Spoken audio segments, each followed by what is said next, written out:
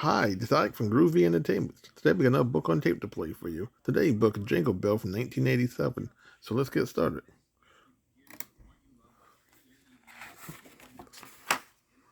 This is the story of Jingle Bells. You can read along with me in your book. You will know it is time to turn the page when you hear the chimes ring like this. Let's begin now. Fanny Bright and her brother Joshua lived with their grandfather on the prettiest farm in Kincaid County. Fanny was 8 years old. Joshua was 15. And grandfather was just about as old as most grandfathers are. Oh yes, and we mustn't forget Charlie. Charlie was their horse. Grandfather was always bringing Charlie tasty treats. Charlie, you old timer, here's a nice big carrot for you. Nobody knew exactly how old Charlie was. Not even Charlie. But for as long as anyone could remember, Grandfather had been hitching him to the plow every spring, to the buggy every summer, and to the harvest wagon every fall. And every winter, for as long as anyone could remember, Charlie was harnessed up to Grandfather's one-horse open sleigh, well, the big Christmas Day sleigh race. Grandfather often said, No doubt about it, Charlie is one fine horse. Each year, with Fanny, Joshua, and Charlie's help, Grandfather's farm grew bigger, with more fields to plow and more crops to harvest. One day, Grandfather hitched Charlie to the buggy and called Fanny and Joshua. I think it's time for us to get another farm horse. Charlie's getting along in years, and there's too much farm work for him to do alone. So they climbed in the buggy and rattled off down the road. A short time later, they pulled into McGregor's horse farm. Grandfather waved to Mr. McGregor. Good day, Mac. I need a strong young horse to help Charlie on the farm. I'm sure we'll be able to find just what you need. I have several you can choose from. While the two men talked, Fanny and Joshua explored the farm. They looked in the clean white barns, then walked to the pasture fence and watched the horses grazing in the field. Suddenly, one of them trotted toward Fanny. Joshua laughed. I guess he wants to say hello. Look at his forehead. That white mark looks just like a bell. Grandfather and Mr. McGregor were standing outside the stables when Fanny came running up to them. She tugged on her grandfather's hand. Come and see the horse Josh and I found. As Grandfather looked over the horse at the pasture fence, Fanny pleaded. Can't we buy him, Grandfather? Mr. McGregor spoke up. He's just what you were looking for. Grandfather thought for a minute, then looked at Fanny and smiled. We'll take him. Grandfather tethered him to the back of the buggy, and they headed for home. On the way, Fanny kept staring at the new horse trotting along behind them. What will we call him, Grandfather? You found him, Fanny. I think you should choose the name. Fanny looked back at the new horse. She saw the mark on his forehead and shouted, Jingle Bells! The horse's ears shot up to listen. Fanny grinned. I think we'll call you Jingle Bells. Jingle Bells had never been on a real farm before. His whole life had been spent on Mr. McGregor's horse farm, where all he had to do was eat and sleep and gallop over the fields. He had never been hitched to a plow or pulled a buggy. On Grandfather's farm, Jingle Bells would have a lot to learn. When they got back from Mr. McGregor's, Fanny gave Jingle Bells a big hug and led him to his stall. Here you are, boy. This is going to be your new home. The next day, Grandfather began teaching Jingle Bells how to be a farm horse. During his first lesson, Jingle Bells tangled up his bridle. Grandfather grinned. He seems a bit clumsy. During his second lesson, Jingle Bells backed the buggy into a fence. Grandfather shook his head. He's definitely clumsy. And on the third day of Jingle Bell's lessons, when he stumbled and pulled Grandfather and his plow into a ditch, Grandfather yelled, He's the clumsiest horse I've ever seen. Grandfather was ready to give up. Well, Fanny, I think we've made a mistake. Jingle Bells will never learn to be a farm horse. Maybe we should take him back to Mr. McGregor. Oh, no, Grandfather, please. Let me try to teach him. I know he can do it. Grandfather could see that Fanny would be heartbroken if he sent the horse back. All right, Fanny. Jingle Bells is your pupil now. All through the fall, Fanny spent her after-school hours working with Jingle Bells in the training paddock. Little by little, day by day, the clumsy horse began to understand the mysteries of the bridle, the harness, and the saddle. Fanny was happy with Jingle Bell's progress, but Grandfather wasn't convinced. He's still no farm horse, and he'll never be half the horse Charlie is. When the first snowfall came in late November, Fanny thought of a way to prove Jingle Bells was a good horse. She would enter him in the Christmas Day sleigh race. Fanny asked her brother Joshua to help, but he had his doubts about the idea. I'm not sure Jingle Bells is ready. Besides, Grandfather will be racing in our sleigh with Charlie. What about that old sleigh out and back? Let's fix it up for the race. When Fanny told Grandfather her plan, he looked doubtful too. I know you've worked hard with Jingle Bells, but he's still clumsy. And a sleigh race can be pretty tricky. Even Charlie had trouble learning to run on that icy road. But Fanny was confident. I know he can do it. For the next month, Fanny and Joshua worked during every spare minute, repairing the old sleigh and training Jingle Bells. A few days before Christmas, they were ready for their first test run. Fanny held the reins lightly. Okay, boy. Here we go.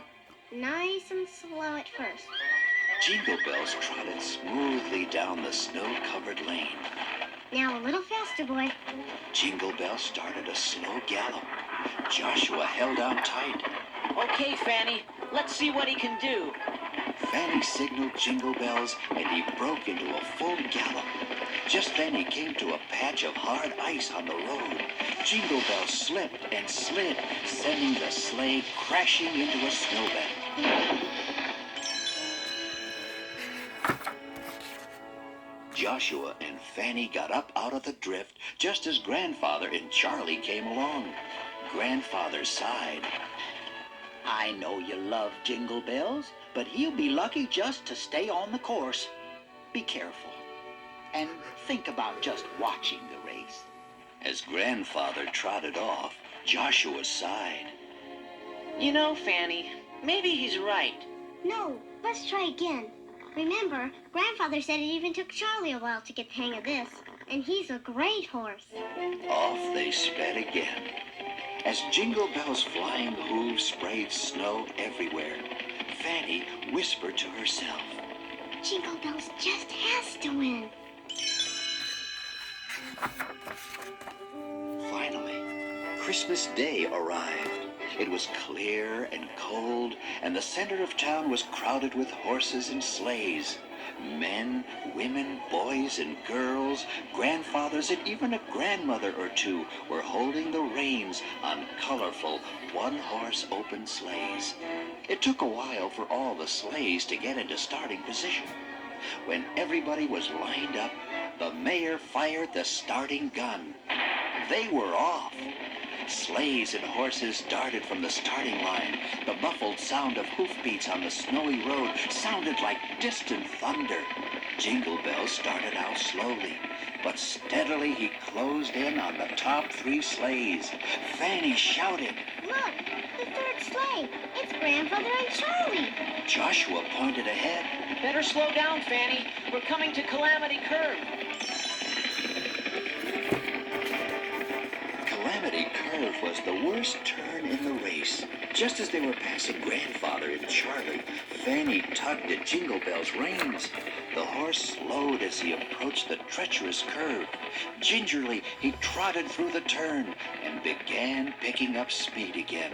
Joshua looked around them. Fanny, where did Grandfather and Charlie go? Fanny glanced back over her shoulder. Grandfather's over the edge.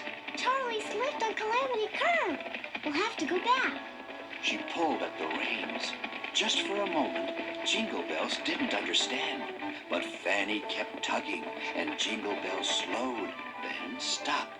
Fanny had trained him well.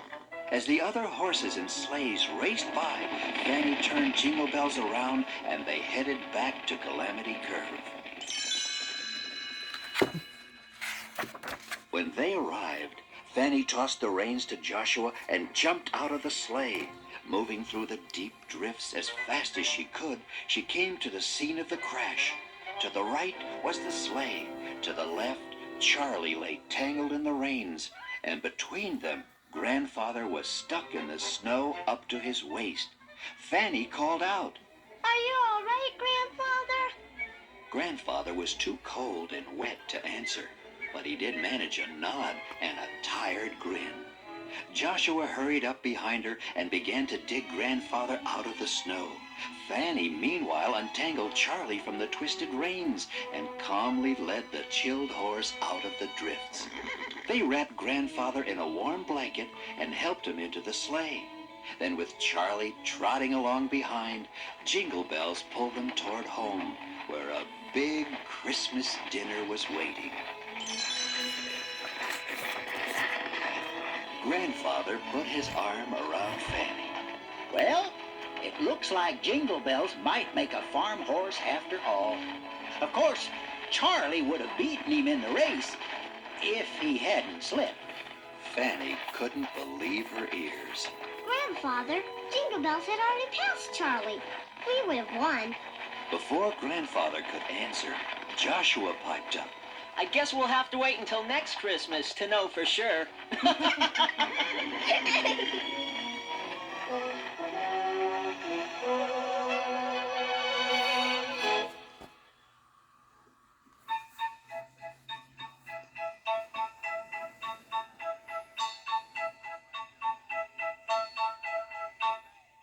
Dashing through the snow in a one-horse open sleigh. O'er the field we go, laughing all the way. Bells on bobtail ring, making spirits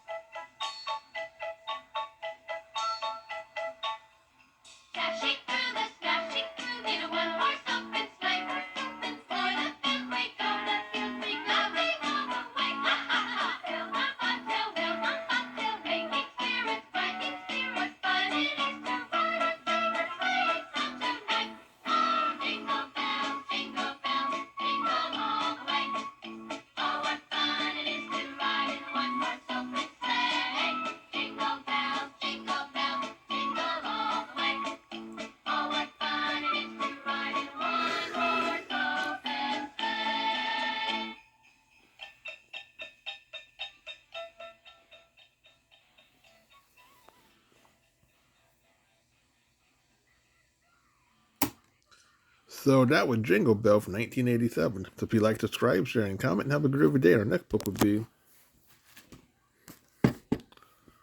Little Christmas Star.